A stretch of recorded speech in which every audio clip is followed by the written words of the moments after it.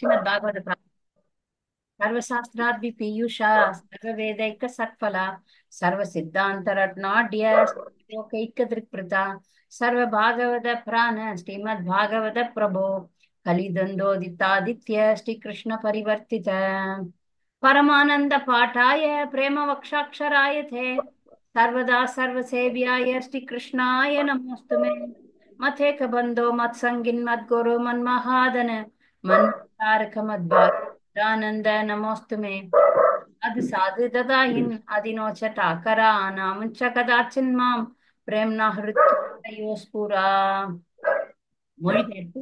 ஓ எல்லா வேத இலக்கியங்களிலிருந்தும் கடைந்தெடுக்கப்பட்ட அமிர்தமே, வேதங்களின் மிக முக்கியமான ஆன்மீக பழமே, எல்லா தத்துவங்களின் முடிவுகளான ஆபரணங்களை கொண்டவரே, உலக மக்களுக்கு ஆன்மீக பார்வையை கொடுப்பவர் மற்றும் வைஷ்ணவர்களின் உயிராக விளங்குபவரே, பகவானே நீர் கலியுகத்தில் இருளை போக்குவதற்காக உதித்த சூரியன். உண்மையில் நீர் எங்களிடம் திரும்பி வந்த கிருஷ்ணர்.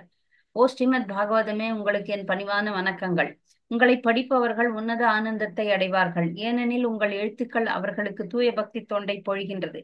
நீங்கள் பகவான் கிருஷ்ணரின் அவதாரமாக இருப்பதால் எப்பொழுதும் அனைவரும் உங்களுக்கு தொண்டு புரிய வேண்டும். ஓ ஸ்ரீமத் பாகவதமே, ஓ என்னுடைய ஒரே நண்பரே, என்னுடன் இருப்பவரே, என்னுடைய ஆசிரியரே, என்னுடைய மிகப்பெரிய சொத்துமாகவும் என்னை விடுவிப்பவருமாகவும் இருப்பவரே, என்னுடைய மரியாதை கலந்த வணக்கங்களை ஏற்றுக்கொள்ளுங்கள். ஓ ஸ்ரீமத் பாகவதமே, புனிதமற்றவர்க்கும் புனிதத்தை வழங்குபவரே, மிகவும் வீழ்ச்சி அடைந்தவர்களை உயர்த்துபவரே, என்னை எப்பொழுதும் கைவிட வேண்டாம். கிருஷ்ணருக்கான தூய பக்தி தொண்டுடன் எப்பொழுதும் என் தொண்டையிலும் இதயத்திலும் தோன்றுவீராக. ஸ்ரீமத் பாகவதம் கி ஜெய். ஸ்ரீல பிரபுபாது கி ஜெய். ஸ்ரீமத் பாகவதம் 10வது காண்டம் அத்தியாயம் 39. கேள்விகள் பார்த்துட்டு கேள்வி பதில்களை பார்த்துட்டு 40வது அத்தியாயத்தை இன்னைக்கு படிச்சு முடிக்கலாம். 39வது அத்தியாயம் கேள்விகள். முதல் கேள்வி அக்ரூரர் கண்ட காட்சியிலிருந்து. முதல் கேள்வி, பொருள் கூறுக. மனோரதான்.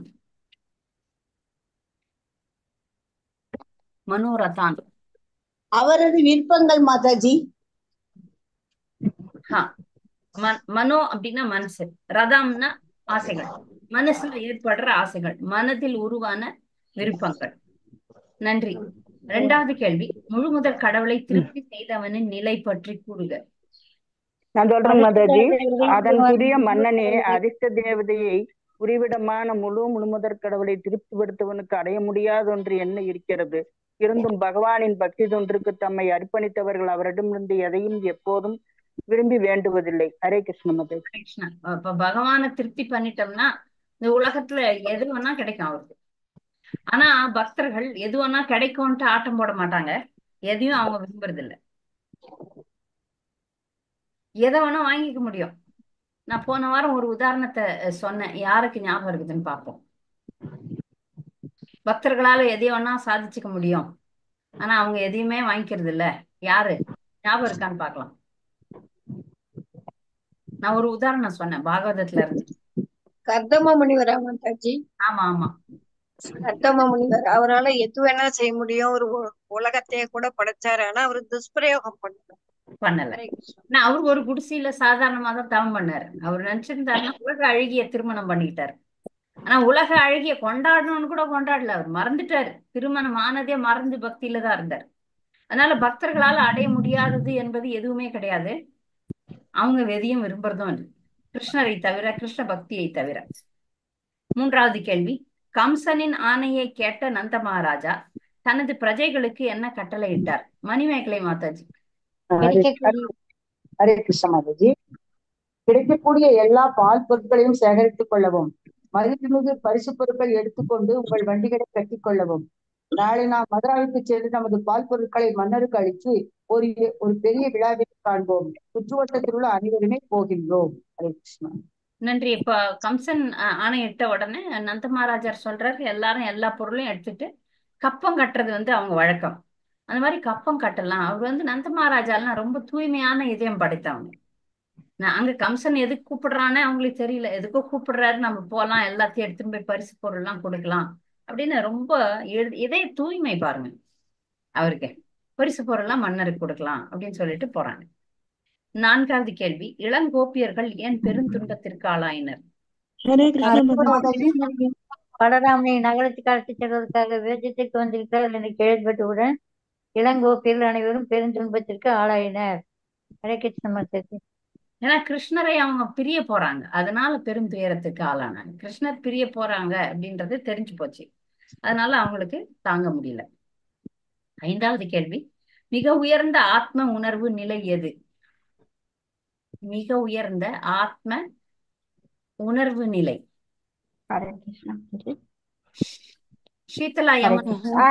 பகவானுக்கு சொல்றேன் மிகவும் மாதாஜி. ஹரே தீவிரமான கிருஷ்ணா. தொண்டாற்றுவது. அதாவது மிக உயர்ந்த பக்தி நிலை, அதாவது நாம் பகவானினுடைய நித்திய தொண்டன் என்று அறிவதே மிக உயர்ந்த பக்தி நிலையாகும். ஜீவேரேஸ்வரம் சைத்தன்ய சரிதாமிர்தம் இதை மத்திய லீலையில் 20.108 ஜீவேர ஸ்வரூப ஹய கிருஷ்ணேர நித்யதாக என்று குறிப்பிடுகிறது. இதுதான் மிக உயர்ந்த நிலை. இப்ப நாம ஏற்று அளவுல புரிஞ்சு வச்சிருக்கோம். நடைமுறையில எவ்வளவு தூரம் இதுக்கான இந்த வார்த்தைக்கான அர்த்தம் நமக்கு புரியும்னு தெரியாது. ஏற்ற அளவுல புரிஞ்சு வச்சிருக்கிறோம், எல்லாருக்கும் தெரியும்னு நினைக்கிறேன். இதெல்லாம் பாஸ் பண்ணாதான் உங்களுக்கு பக்தி சாஸ்திரி எல்லாம் கொடுப்பாங்க. முதல் கேள்வி, நீங்க யார் அப்படின்னு கேட்டா அதை தான் சொல்லணும். அடுத்து, சௌரி என்ற பெயரின் பொருள் யாது? கிருஷ்ணர். ஹரே கிருஷ்ணா மாதாஜி. ராஜலட்சுமி. கிருஷ்ணர். கிருஷ்ணர். சௌரி என்ற பெயர் கிருஷ்ணரா? கிருஷ்ணருடைய பெயர். ஏன் ஏற்பட்டது?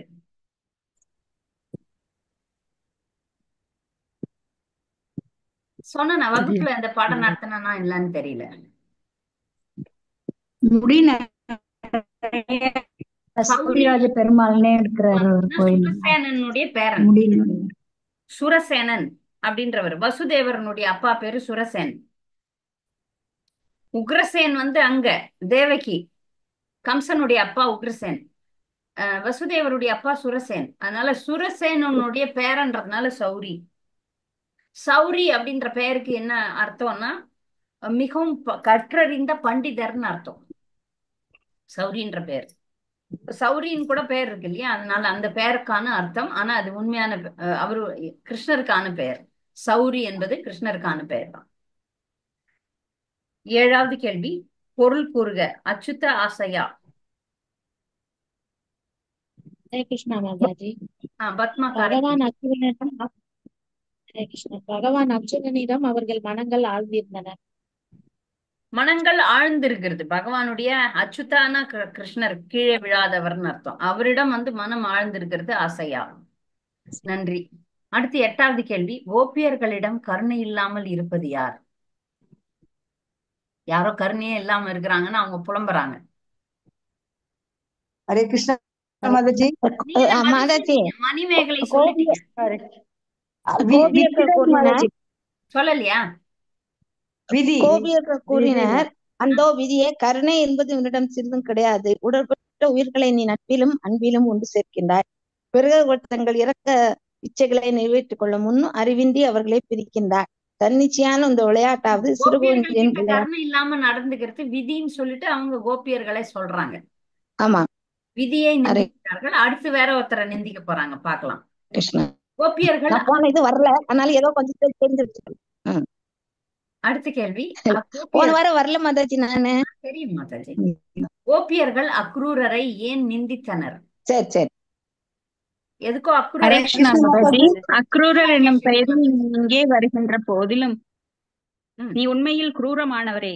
நீ எங்களுக்கு அளித்த எந்த கண்களினாலும் உங்களது படைப்பு முழுவதின் நிறைவினை பகவான் மது விஷ்ணனின் வடிவத்தில் ஒரு பகுதியை பார்த்து கொண்டிருக்கிறோமே, அந்த கண்களை ஒரு உடனை போல் நீ பறித்துக் கொள்கிறாய். ஹரே கிருஷ்ண மாதாஜி. ஏன்னா கோபியர்களுடைய கண்கள் பாருங்க, வேற எதையும் பார்க்காது கிருஷ்ணரை தவிர. அப்போ கிருஷ்ணர் இல்லைன்னா அங்க பார்க்கவே மாட்டாங்க அவங்க. அதனால அக்ரூரர் ஆனா இல்லைன்னு அர்த்தம். குரூரர்னா குரூரமற்றவர் தான் அக்ரூரர். ஆனா இப்ப அவரே குரூரம் ஆயிட்டாரு, ஏன்னா எங்களை கிருஷ்ணர் கிட்ட பிரிக்கிறாரு அப்படின்னா அக்ரூரரை. ஆனா அவர் என்ன பண்ணுவாரு, அதுவும் கிருஷ்ணருடைய ஆணை தானே. கிருஷ்ணருடைய ஆணை பிரகாரம் தான் அக்ரூரரும் நடந்துக்கிறாரு. ஆனா என்ன பண்றது, அதுக்குரிய தண்டனையும் அவர் அனுபவிக்கிறார். கிருஷ்ணரை சந்திக்கிறார். கிருஷ்ணருடைய அவளோட அந்த கோபிகளோட தாபம் அப்படி இருக்கு. இவராலதான் நம்மள கிருஷ்ணரை கூட்டின்னு வராருன்னுட்டு அவளுக்கு அப்படி ஒரு தாபம். இல்ல, அங்க ஆச்சாரியர்கள் சொல்ற விளக்கம் என்னன்னு பாத்தீங்கன்னா, சரி கூட்டின்னு போனா கூட சமாதானம் பண்ணிருக்கலாம், மன்னிப்பு கேட்டிருக்கலாம் கோபியர்கள் கிட்ட. ஆனா அவருக்கு தெரியல, அதுக்குரிய தண்டனை அனுபவிக்கிறார் அக்ரூரர். பின்னாடி பார்க்கலாம். 10வது கேள்வி, யாரெல்லாம் விழாக்கால மகிழ்ச்சியை அனுபவிப்பவர் என கோபியர்கள் கூறுகின்றனர்? தாச்சர்களும் போஜர்களும் கிருஷ்ணர்களும் சாத்வதர்களும் மதுராவில் உள்ள தேவகியின் மைந்தர் மதுராவிற்கு செல்லும் வழியில்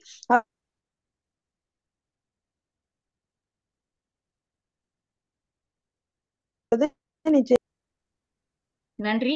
தாசர்கள், போஜர்கள், விஷ்ணிகள், சாத்வதர்கள் அப்படின்னு சொல்றாங்க. என்னுடைய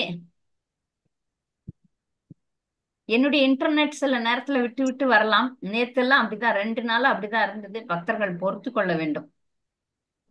மாதாஜி கட்டாய் வருது. கட்டாய் வருது. நான் சொல்லணும்னு நினைச்ச அந்த இன்டர்நெட் காரங்கிட்ட விட்டுட்டேன் நான்.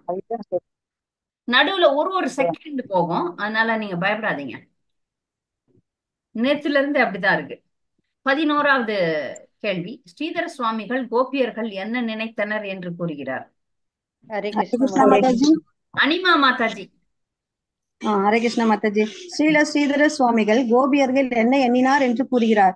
மதியற்ற இந்த ஆயர்களும் பெரியவர்களும் கிருஷ்ணரை தடுத்து நிறுத்துவதற்கு முயற்சி கூட செய்யவில்லை. தாங்கள் தற்கொலை செய்து கொள்கின்றோம் என்று அவர்கள் உணரவில்லை. அப்போது அவர்கள் கிருஷ்ணர் மதுராபுரி செல்வதற்கு உதவுகின்றனர். ஆனால் விருந்தாவனத்திற்கு திரும்பி வந்தவுடன் கிருஷ்ணர் இல்லாத இறக்கப் போவது நிச்சயம், முழு உலகம் முட்டாளாகி விட்டது என்று நிந்திக்கின்றனர். ஹரே கிருஷ்ண மாதாஜி. சரியா சொன்னீங்க, நன்றி. 12வது கேள்வி, பொருள் கூறுக. முகுந்த சங்கான் விசார்த்த துஷ்யஜாத். ஹரே கிருஷ்ண மலர், கோயம்புத்தூர். ஹரே கிருஷ்ணா மாதாஜி. முகுந்த சங்கான் ஹாஸ்பிட்டல் இருக்க மன்னிச்சிருங்க மாதாஜி. சாரி மாதாஜி, அம்மாவோட ஹாஸ்பிட்டல். மைக்க வந்து நீங்க ஆன் பண்ண கூடாது. மைக் சாரி ஆன் மாதாஜி, நீங்க சாரி, தெரியாம சாரி மாதாஜி. சரி. ஹரே முத்துலட்சுமி கிருஷ்ண மாதாஜி படி சொல்லுங்க. முகுந்த சங்கான் வந்து பகவான் முகுந்தனின் உறவினர். நிமிஷ கண் இமைக்கும் நேரத்தில் அரை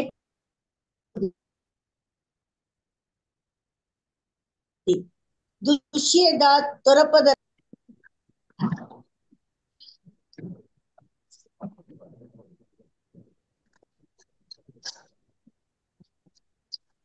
பகவானின் சங்கம் இல்லாமல் அரை வினாடி கூட எங்களால் இருக்க முடியாது அப்படின்றதுதான் முகுந்த சங்கான் நிமிஷார்த்த துஷ்யஜாத். நன்றி. 13வது கேள்வி, கோபியர்களுக்கு கிருஷ்ணருடன் இருக்கும் நேரமும் பிரியும் நேரமும் எப்படி தோன்றுகிறது? ஹரே கிருஷ்ண மாதாஜி. சாந்தாமணி மாதாஜி சொல்லுங்க. கோபியர்கள் கிருஷ்ணருடன் இருக்கும் வெகு நேரம் கூட ஒரு கணமாக கலந்து விடுகிறது. அவரின்றி இருக்கும் ஒரு கணம் கூட அவர்கள் நீண்ட நெடுங்காலமாக தோன்றுகிறது. ஹரே கிருஷ்ண. கிருஷ்ணரோட அவங்க சேர்ந்து இருக்கும் போது அது வந்து பல இரவுகள் இருந்தாங்க, பல யுகங்கள்னு கூட சொல்றாங்க. அந்த நேரத்துல கிருஷ்ணர் ராசலீலை புரியும் போது நேரத்தை நிறுத்தி வச்சிருந்தாராம். அதனால அது வந்து ஒரு க்ஷணமாக கழிந்து விடுகிறது. ஆனா ஒரு க்ஷணம் என்பது ஒரு யுகமாக கழிகிறது பிரிவுல. நன்றி. அடுத்த கேள்வி, 14வது கேள்வி, அக்ரூரர் கோபியர்களை படுத்தாததினால் அவருக்கு என்ன நேர்ந்தது?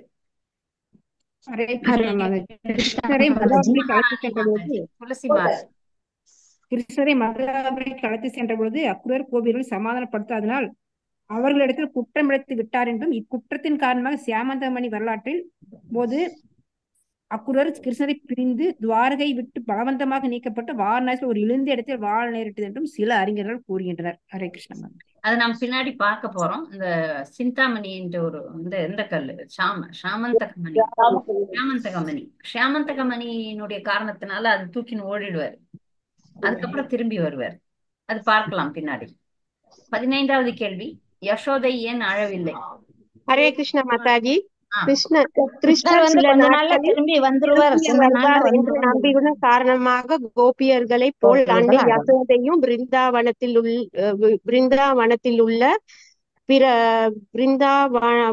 உள்ள பிறரும் வெளிப்படையாக அழுது புலம்பவில்லை மாதாஜி.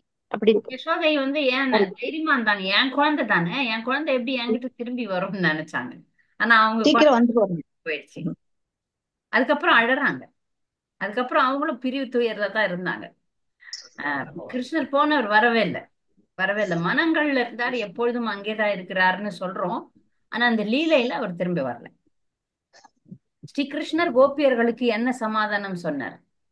ஹரே கிருஷ்ண மாதாஜி. ஒரு தூதனிடம் நான் திரும்பி வருவேன் என்னும் காதல்மயமான உறுதிமொழியை சொல்லி அவர்களை அனுப்பி சாந்தப்படுத்தினார்.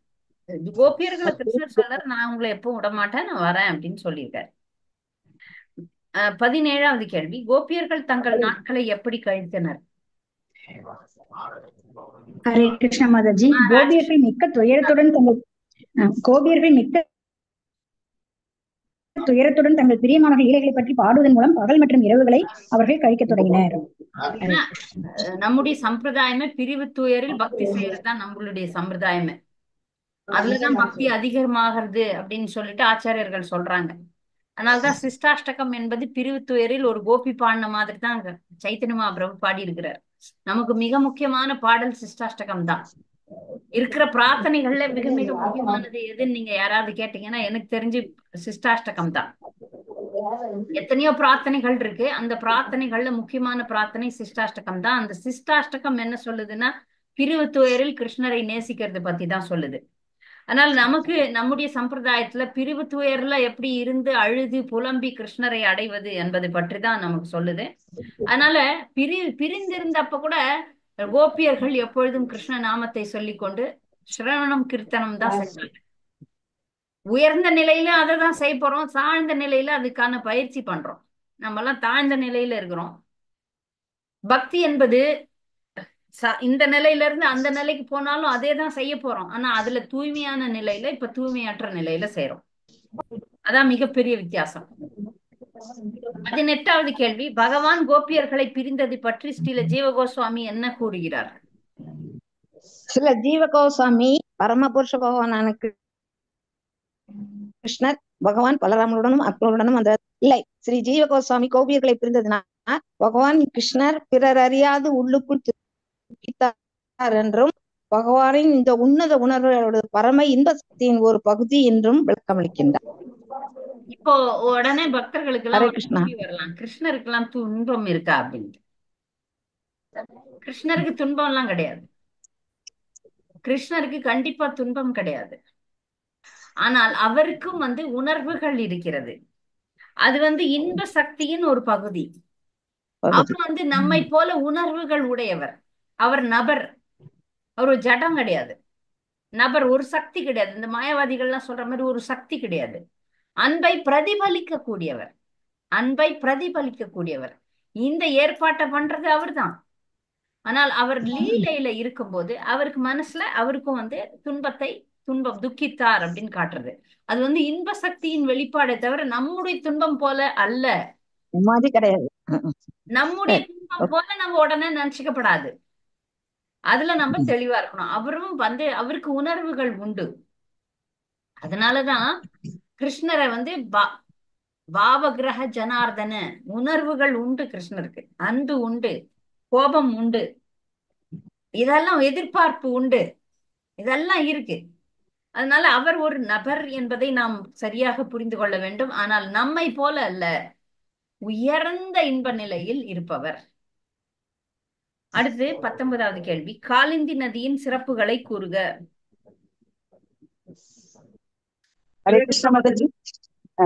சொல்லாதவங்க நவமணி மாதாஜி. அந்நதியின் இன்சுவை நீர் மரகத மணியை விட ஒளியுடையதாகவும் விளங்கியது. தூய்மை செய்வதற்காக அதனை தொட்ட பகவான் தமது கரத்தில் சிறிதளவு நீரை எடுத்து பருகினார். பிறகு அவர் மரங்கள் அடர்ந்த சோலை நிறுத்தப்பட்டிருந்த ரதத்தில் பலராமனுடன் தேறி அமர்ந்தார். இல்ல, நீங்க ஒரு கேள்வியை நல்லதான் பதில் சொல்றீங்க. கேள்வியை பாவங்கள் அனைத்தையும் அழைக்கின்ற காலிந்தி நதி. பாவங்கள் அனைத்தையும் அழைக்கின்ற, பாவத்தை அழிக்கின்றது ஒண்ணு. ரெண்டாவது அந்த நீர் மரகத மணியை விட, மரகத மணின்ட்டு ஒரு மணி இருக்கு, அந்த மணியை விட ஒளி கொடுக்குதாம். இந்த ரெண்டு சிறப்புகளை இங்க பாக்குறோம். காலிந்தி நதி யமுனை. யமுனை என்பவள் கிருஷ்ணருடைய இன்னொரு மனைவி, காதலின்னு சொல்லிக்கலாம். யமுனையும் ஒரு கோபி மாதிரி தான். இதெல்லாம் யமுனையினுடைய சிறப்பு.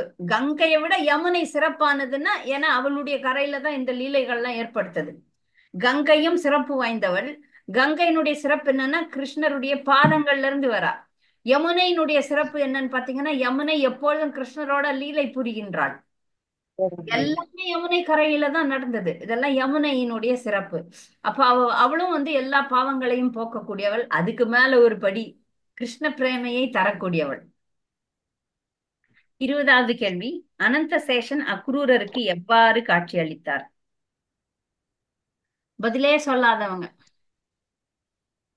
அங்கே அக்ரூரன் ஓகே மாதாஜி.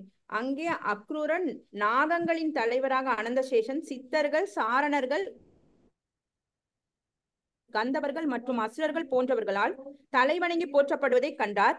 அக்ரூரர் பார்த்த முழுமுதற் கடவுளுக்கு ஆயிரக்கணக்கான தலைகளும் ஆயிரக்கணக்கான படங்களும் ஆயிரக்கணக்கான மணிமகுடங்கள் இருந்தன. அவருடைய நீல வண்ண ஆடையும் தாமரை தண்டின் இதழ்களைப் போன்று அவரது வெண்ணிறமும் அவரை பல சிகரங்களுடைய வெள்ளி கைலங்கிரியை போல் தோன்ற செய்தன. ஹரே கிருஷ்ணா.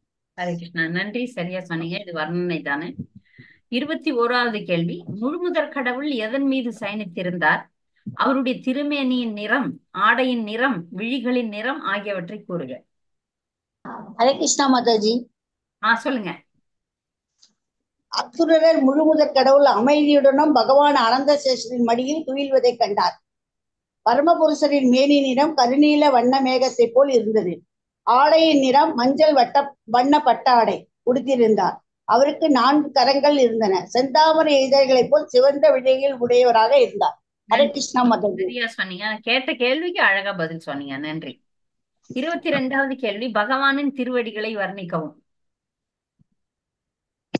பகவானின் திருவடிகளை வர்ணிக்கணும். யாராவது பதில் சொல்லாதவங்க வந்தா சந்தோஷம். இருக்கிறவங்க சொன்னவங்க தான். அனிமா மாதாஜி, அனிமா மாதாஜி பதில் சொல்லுங்க. சொல்றேன் மாதாஜி. அவருடைய தாமரை திருவடிகள் அழகு செய்த மலர் இதழ்களைப் போல் மென்மையாக இருந்த கால் விரல்களில் நகங்களிலிருந்து உண்டான ஒளி பிரதிபலித்து கொண்டிருந்தது. ஹரே கிருஷ்ண மாதாஜி. நன்றி. அவருடைய திருவடி வந்து மலர்களை போல மிருதுவா இருந்தது. அவருடைய திருவடியினுடைய நகத்துல இருந்து ஒளி வீசி கொண்டிருந்ததாம். அது வந்து ரொம்ப பிரகாசமா இருந்திருக்கு. அந்த திருவடியில நகத்தினுடைய ஒளி அது இங்க சிறப்பாக சொல்லப்பட்டிருக்கு. 23வது கேள்வி, பகவானின் திருமார்பை அழகு செய்த அணிகலன்களை கூறுக. பார்க்கலாம் யாரு. ஹரே கிருஷ்ண மாதாஜி. நான் சொல்றேன் மாதாஜி. விலை மதிப்பற்ற ரத்தின கற்கள் பதிப்பு பெற்றிருந்த மணிமகுடம், கடகங்கள், கைவளைகள், மேகலை. அதெல்லாம் நான் கேட்கல. நான் கேட்டதுதான் நீங்க சொல்லணும். திருமார்பை அழகு செய்த அணிகலன்கள். அப்பதான் உங்களுக்கு பகவான் திருமார்புல என்ன போட்டிருப்பாருன்னு தெரியும்.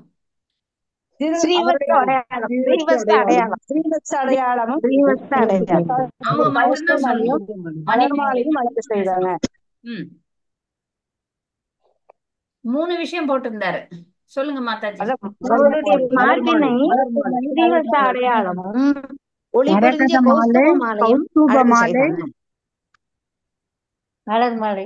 மலர் மாலை. இந்த இதுல துழாய், திருத்துழாய் சொல்லல. திருத்துழாய்னா துளசி மாலை, அது சொல்லல. ஏன்னு தெரியல. பொதுவா வந்து கிருஷ்ணருக்கே பிரத்யேகமான விஷயங்கள் வேற யாரும் வச்சுக்க மாட்டாங்க. ஸ்ரீவத்சம், கௌஸ்துபம் யாருக்கும் கிடையாது. கௌஸ்துபமும் யாருக்கும் கிடையாது. மலர் மாலை எல்லாரும் போட்டுக்குவாங்க. மலர் மாலை உண்டு. துளசி மாலையும் அவருக்கு. இந்த 3 விஷயங்கள் கிருஷ்ணருக்கு மட்டுமே பிரத்யேகமானது. துளசி மாலை, ஸ்ரீவத்ச அடையாளம், கௌஸ்துபம். இந்த 3மே அவருக்கு மட்டும்தான், வேற யாருக்குமே கிடையாது. மலர் மாலைங்கிற இடத்துல திருத்துழாய் வச்சுக்கணும். வச்சுக்கலாம். மலர் மாலை அணிந்திருக்கலாம். ஆனா வர்ணனை என்னவோ சுகதேவ கோஸ்வாமி ஏன் துளசியை விட்டாருன்னு எனக்கு தெரியல. ஏதாவது காரணம் இருக்கும். சில நேரங்கள்ல துளசி கூட மலராக சொல்லப்படுது. அப்ப அது துளசியாக இருக்கலாம். சமஸ்கிருத மொழிபெயர்ப்புல கூட மாற்றங்கள் இருக்கலாம். சில நேரங்கள்ல மலரை வந்து துளசியாகவும் துளசியை மலராகவும் சொல்லப்படலாம். மலர் மாலைன்றதை விட துளசி மாலைன்றதுதான் ரொம்பவே பொருத்தமானது. அடுத்த கேள்வி, 24வது கேள்வி, பகவானை சுற்றி நின்று வழிபட்டு கொண்டிருந்த பக்தர்களை பட்டியலிடுக.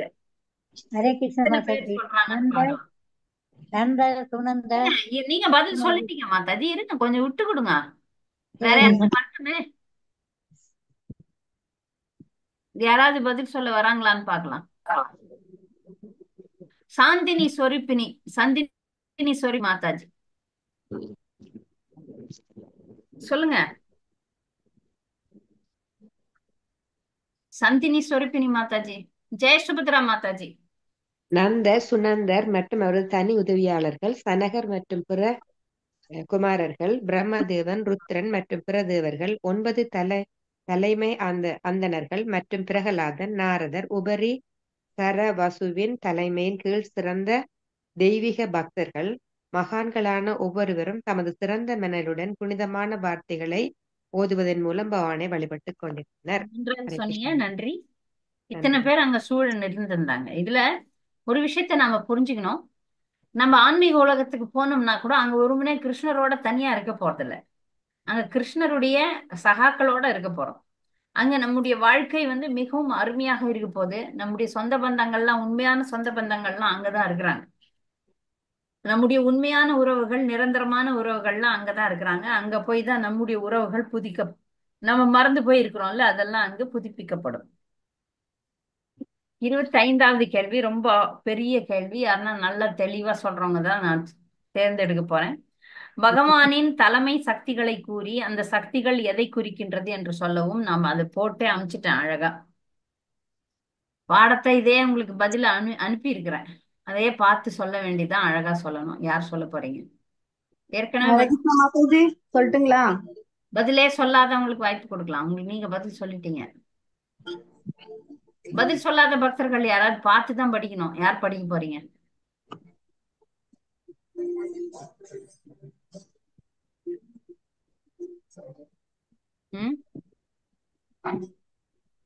வாட்ஸ்அப் கேள்வி இன்னொரு தடவை சொல்லுங்க மாதாஜி. கேள்வி மட்டும். கடைசி கேள்வி. நீங்க படிச்சீங்களா? படிக்கல மாதாஜி. ஹரே கிருஷ்ண மாதாஜி. ஹரே கிருஷ்ண மாதாஜி. நவமணி மாதாஜி சொல்லுங்க. பகவானின் தலைமை சக்தி ஸ்ரீ என்றால் செல்வம். இருங்க, முத்துக்குமார சுவாமியா என்ன சொல்லுங்க பிரபு. ஹரே கிருஷ்ண மாதாஜி. பகவானின் சக்திகள் ஸ்ரீல விஸ்வநாத சக்தி வச்சு பின்வர விளக்குகிறார். ஸ்ரீ என்னும் சக்தி செல்வமாகும். புஷ்டி என்பது வலிமையாகும். கீர் என்பது ஞானம். காந்தி என்பது அழகு. கீர்த்தி என்பது புகழ். துஷ்டி என்பது துறவு சக்திகளாகும். இவை பகவானின் 6 வளங்களாகும். இலா என்பது சந்திரனி என்றழைக்கப்படும். அவருடைய பூ சக்தியாகவும் அச்சக்தியான இவளின் விரிவே நிலம் என்னும் பூதத்தின் விரிவாகும். லீலைகளை நிகழ்த்துவதும் அவரது அசக்திதே. ஊர்ஜிதா ஆவாள். அவளே இவ்வுலகில் துளசி செடியாக விரிகின்றாள். வித்யா மற்றும் அவித்யா, ஞானமும் அறியாமையும் என்றும் அகசக்திகள் முறையே உயிர்வாழிகள் முக்திக்கும் பந்தத்திற்கும் காரணமாகின்றன. சக்தி என்பது அவருடைய அகண்ட சக்தியான கலாதினி ஆவாள். மாயா என்பவள் வித்யா மற்றும் அவித்யாவிற்கு அடிப்படையான விளங்கும் அகசக்தி ஆவல். ச என்னும் வார்த்தை பகவானின் இடைசக்தியான ஜீவசக்தியை குறிப்பிடுகின்றது. இவள் மாயாவிற்கு துணை செய்கின்றாள். பகவான் விஷ்ணு இவ அனைத்து சக்தி உறவுகளாலும் தொண்டு செய்யப்படுகின்றனர். ஹரே கிருஷ்ண மாதே. ஹரே கிருஷ்ணா. நன்றி, நல்லா சொன்னீங்க. பக்தர்களுக்கு பகவானுடைய பல்வேறு தரப்பட்ட சக்திகளை பத்தின ஒரு சின்ன குறிப்பு. பகவானுக்கு அனன்ய சக்தி இருக்கு. இங்க முக்கியமான சில சக்திகளை இங்க தலைமை சக்திகள்னு சொல்லியிருக்காங்க. அப்படின்னா நிறைய சக்திகள் இருக்கு. அதுல தலைமை சக்தியில பற்றி சில விஷயங்களை நம்ம பார்த்திருக்கிறோம். எப்படி செயல்படுகின்றது, அது இந்த உலகத்துல என்னவா இருக்கு அப்படின்றத பத்தி நம்ம இப்ப பார்த்தோம். நன்றி. பக்தர்களுக்கு இந்த பாடத்துல ஏதாவது கேள்விகள் இருந்தா கேட்கலாம். அப்ப நம்ம 39வது அத்தியாயத்தை முடிச்சிடுறோம். பக்தர்களுக்கு ஏதாவது கேள்விகள் இந்த அத்தியாயத்துல இருந்தா கேட்கலாம். ஹரே கிருஷ்ணா மாதாஜி. அந்த ஸ்ரீ வச்ச அடையாளமும் கௌசுவ மணின்னு ஒரு இடம் சொல்லுங்க மாதாஜி. ஸ்ரீவத்சம் பாத்தீங்கன்னா, நின் வளமார்பினில் வாழ்கின்ற மங்கையும் பல்லாண்டுன்னு பல்லாண்டுல பாடுவாங்க.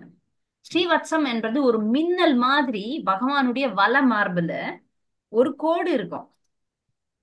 அதுலதான் லக்ஷ்மி வாசம் செய்கிறாள்னு சொல்றாங்க.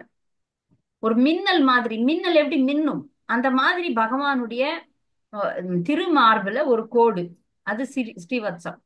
கௌஸ்துபம் அப்படின்றது இந்த உலகத்துல நம்ம சொல்றோம்ல, வைரம், வைடூரியம், ரத்தனம், மரகதம், முத்து, பவழம் அப்படின்னு கல் இருக்குல்ல, அந்த மாதிரி கௌஸ்துபம்னு ஒரே ஒரு கல்லு. அது மத்த இடத்துல எல்லாம் கிடைக்காது.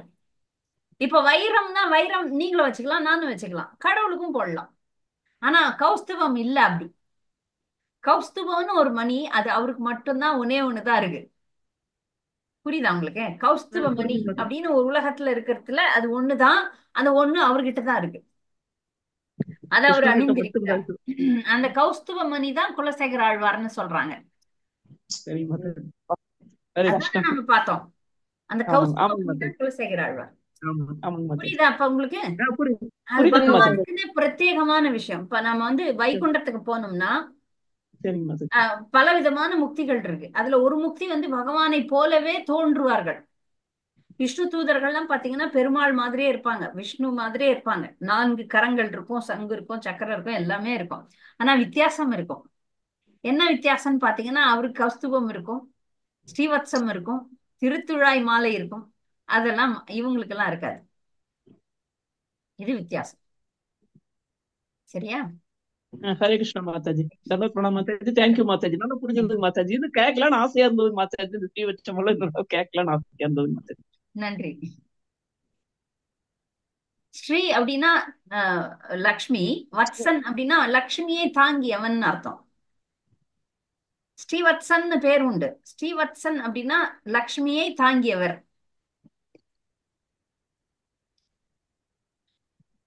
வேற ஏதாவது கேள்விகள் இருக்கா? ஹரே கிருஷ்ணா மாதாஜி. ஹரே கிருஷ்ணா, கேளுங்க. மாதாஜி, இப்ப வந்து கிருஷ்ணர் திரும்பி வருவேன்னு ஒரு ப்ராமிஸ் பண்றாரு இல்லையா கோபியர்களுக்கு? அதையும் நம்ம பகவத்கீதால நிறைய அர்ஜுனருக்கு ஒரு ப்ராமிஸ் எல்லாம் பண்ணியிருக்காரு. இதை ரெண்டுத்தையும் எப்படி நம்ம வந்து கரெக்டா தெளிவா புரிஞ்சுக்கணும் மாதாஜி, அந்த ஒரு வித்தியாசத்தை? கிருஷ்ணர் வந்து நான் வந்து என்னைக்கும் உங்களை பிரியறதே கிடையாது. கோபியர்களை கிருஷ்ணர் பிரிஞ்ச மாதிரியே வரலாறு இல்லை. இந்த பிரிவு இணைவு அப்படின்றது வந்து அவங்கள பொறுத்த வரைக்கும் இங்க கிருஷ்ணர் நான் எங்க பிரியுறார்? பிரியவே இல்லை. அவங்க மனசுல இருக்கிறார், அவங்களோட லீலைகள்ல எல்லாத்துலயும் இருக்கிறார். ஏன்னா கிருஷ்ண நாமத்துக்கும் கிருஷ்ணருக்கும் சம்பந்தம் இல்லை. அதனால கிருஷ்ணர் பிரியறதே இல்லை என்பதும் ஒரு உண்மைதான். கோபியர்களை கிருஷ்ணர் எப்பவுமே பிரியறதே கிடையாது. சரியா? ஆனா இங்க அந்த லீலைகள்ல பகவானுக்கு மத்த இடத்துலயும் வேலைகள் இருக்கு, அதனால அங்க போறார். புரியுதுங்களா? அதனால இப்ப கிருஷ்ணர் பண்ற ப்ராமிஸ் அந்த இதுல பகவத்கீதையில அப்ப வந்து நான் கிருஷ்ணர் சொல்றார், பல இடங்கள்ல சொல்றார், நான் சில நேரங்கள்ல நான் சொன்னதை நான் செய்யறது கிடையாது சொல்றார், ஒத்துக்கிறார். நான் சொல்றதை நான் செய்யறது இல்ல, அதனால பக்தர்கள் வந்து ஒரு விஷயத்த சொன்னா அது கண்டிப்பா நடக்கும், நடத்தி வைப்பாரு கிருஷ்ணர். அதனாலதான் மம பக்தனா பிரணஷதி அப்படின்ற ஸ்லோகத்துல கிருஷ்ணர் வந்து நீ சொல்லு அர்ஜுனா அப்படின்னு சொல்றாரு. இத பிரகடனப்படுத்தி சொல்லு. ஏன்னா நான் சொன்னேன்னா சில நேரத்துல நான் செய்யாம கூட விட்டுருவேன். இன்னைக்கு ஒரு பேச்சு, நாளைக்கு ஒரு பேச்சு நான் பேசுவேன். ஆனால் பக்தர்களை காப்பாற்றும் விஷயத்துல பகவான் தவறுவதே இல்லைன்னு பக்தனாகிய நீ சொல்லு. ஏன்னா அப்பதான் அது சரியா இருக்கும். நான் பக்தர்களை காப்பாற்றுவதுல பகவான் தவறுவதே இல்லை. அப்ப கோபியர்களை காப்பாத்தலையான்னு கேட்க கூடாது. அவர்கள் தான் முதல்ல நிக்கிறாங்க. அவர்களிடம் இருந்து உன்னத பக்தியை வெளிக்கொணரணும்னு சொல்லிட்டுதான் அவங்களுக்கு பிரிவுன்றது ஒரு வெளிப்புறமான விஷயம்தான். உள்புறமா அவங்க என்னைக்குமே புரியல. பகவானுடைய மனசுல முதல் இடம் யாருக்குன்னா கோபியர்களுக்கு தான். அவர் வெளியே போனது அங்க மதுரால லீல பண்றது, துவாரகையெல்லாம் செகண்டரி தான். அந்த துவாரகை ராணிகளுக்கு எல்லாம் மனசுல பயங்கர வருத்தம். என்ன வருத்தம்னா, எப்ப பாரு கோபியர்களை பத்தி தான் அவர் பேசிட்டு இருக்கிறாரே தவிர நாங்க கூட இருந்தாலும் ஒரு பிரயோஜனம் இல்லைன்னு சொல்றாங்க. அதனால பகவானுடைய மனதுல இடம் பிடித்த முதல் பக்தர்கள் யாருன்னு பார்த்தா கோபியர்கள் தான். அதனால அவருடைய உண்மை, அவருடைய சத்தியம் உண்மையானது. அவர்களுக்கு முதலிடம் கொடுத்து, ஏன்னா மற்ற லீலைகளை அவர் செய்யணுன்றதுனால அங்க அங்க போறாரு. ஆனால் ஆச்சாரியர்கள் சொல்றதுக்கு விருந்தாவனத்தை விட்டு கிருஷ்ணர் போறதே இல்லை. கிருஷ்ணருடைய திருத்தலங்கள்ல முக்கியமான இடம் விருந்தாவனம் தான், முக்கியமான பக்தர்கள் கோபியர்கள் தான். அப்படின்னு பார்க்கும்போது அவர் தான் அவங்களுக்கே சொந்தம், அவங்க தான் அவருக்கே சொந்தம்.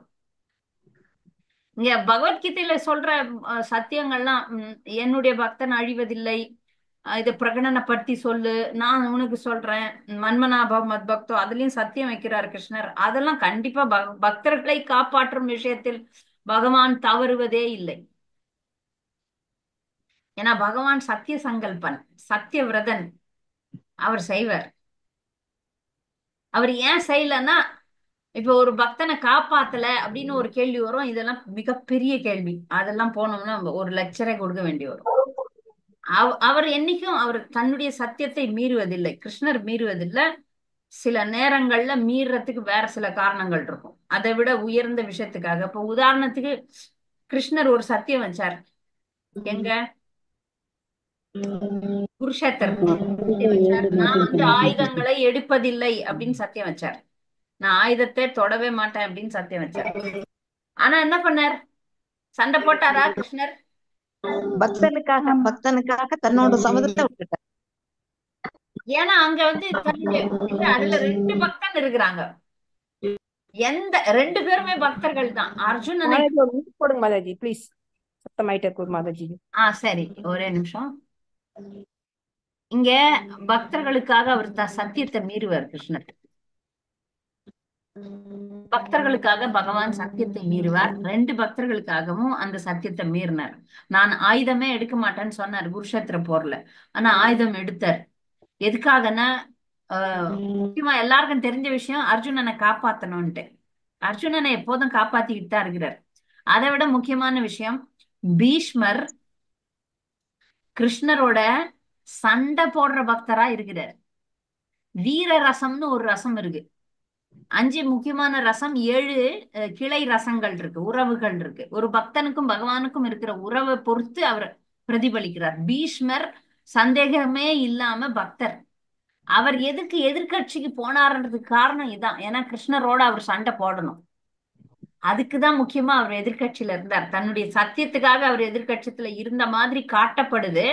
ஆனா அவர் முக்கியமா எதிர்கட்சியில இருந்ததுக்கு காரணம் கிருஷ்ணரோட வீர ரசத்துல இருந்தார். அதனால அவரோட சண்டை போடணும்.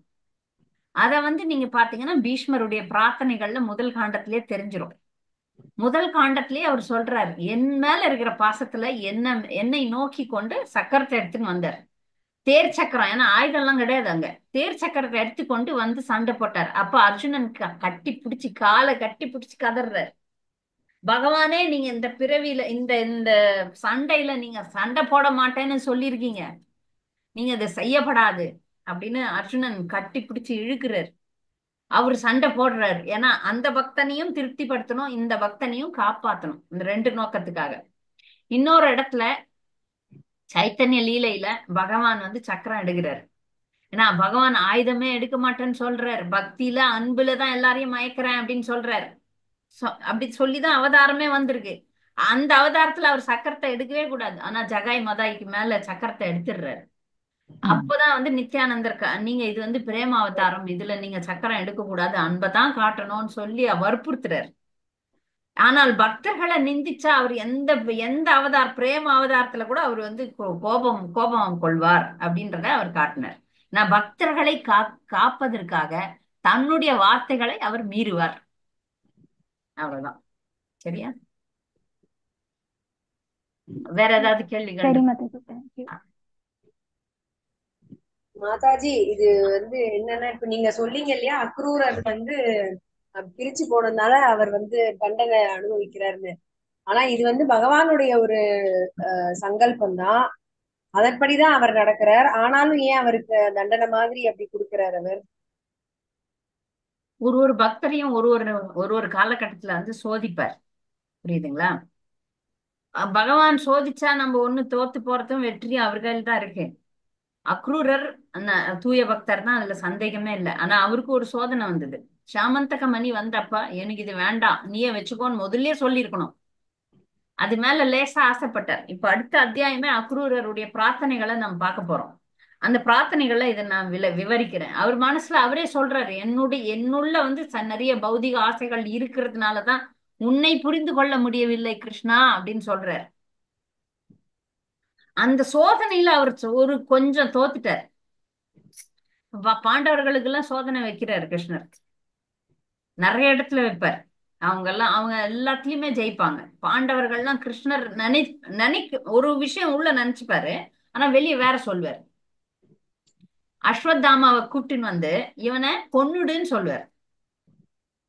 கொன்னுடுன்னு தானே கிருஷ்ணர் சொல்றதை அப்படியே கடைபிடிக்கணும். ஆனா பாண்டவர்கள் கொல்லவில்லை. ஏன்னா பாண்டவர்களுக்கு கிருஷ்ணருடைய மனம் தெரியும். திரௌபதி சொல்றா, எனக்கு குழந்தை இல்லாம நான் கஷ்டப்படுற மாதிரி அஸ்வத்தாமனுடைய அம்மா துரோணாச்சாரியருடைய மனைவி துரோணாச்சாரியருடைய மனைவி கஷ்டப்படக்கூடாதுன்னு சொல்றாங்க. கிருஷ்ணரை எதிர்க்கல, கிருஷ்ணருடைய மன உள்ளம் தெரிஞ்சுக்கிச்சு. அர்ஜுனன் என்ன பண்றான்? சாகடிக்கல, அவமானப்படுத்துறான். அவமானப்படுத்துவது என்பது ஒரு வீரனுக்கு சாகடிக்கிறதுக்கு சமம். கிருஷ்ணருடைய திரு உள்ளம் இதைதான் நினைச்சது, அதனால அதை செஞ்சாங்க. பல நேரங்கள்ல அது மிக மிக தூய பக்தர்களால மட்டும்தான் கிருஷ்ணர் என்ன நினைக்கிறார், என்ன சொல்றாருன்னு தெரியும். அக்ரூரர் பாவம் புரிஞ்சுக்கல, ஒரு க்ஷணம் புரிஞ்சுக்காம அந்த மணி எடுத்துன்னு ஓடிடுறார். அதாவது பகவான் எல்லாருக்கும் தனி சுதந்திரம் கொடுக்கிறார்ல, அந்த தனி சுதந்திரத்தை பயன்படுத்தி நீதான் அப்படின்னு ஒரு பக்தன் வரணும். அப்படி வரலனாலும் மன்னிச்சு ஏத்துக்கிறாரு. அதுக்கப்புறம் ஏத்துக்கிட்டாரு அக்ரூரரை. ஆனா அந்த கோபியர்களோட பிரிய வைக்கிறதுக்கு நேரத்துல இவர் வந்தார்ல, அப்போ மன்னிச்சுக்கோங்க அப்படின்னு சொல்லி இருக்கலாம். அவருக்கு தோணல. கோபியர்களை போய் சமாதானப்படுத்திருக்கலாம், சமாதானப்படுத்தவில்லைன்னு ஆச்சாரியர்கள் எழுதுறாங்க. அதற்குரிய தண்டனையை அவர் அங்க வேற இடத்துல அனுபவிக்கிறார். இதான் ஆச்சாரியர்கள் கொடுக்கிற விளக்கம். அக்ரூரரை பத்தி பேசுறதுக்கு எனக்கு எந்த தகுதியும் கிடையாது. ஆச்சாரியர்கள் சொல்றதை நம்ம அப்படியே சொல்றோம். சரி மாதாஜி, ஹரே கிருஷ்ணா. ஹரே கிருஷ்ணா.